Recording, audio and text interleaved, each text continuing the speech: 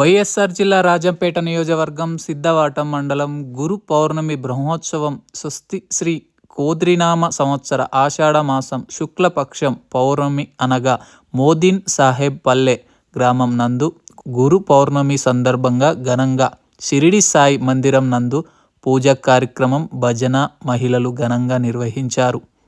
గుడికి వచ్చిన భక్తులకు మహిళలకు కాయ కర్పూరం సమర్పించి షిరిడి సాయి ఆశీస్సులతో గ్రామంలో మహిళలు అన్నదాన కార్యక్రమం నిర్వహించారు. షిరిడి సాయి ఆలయం చైర్మన్ తుమ్మది శివప్రసాద్ ఆహ్వానించారు.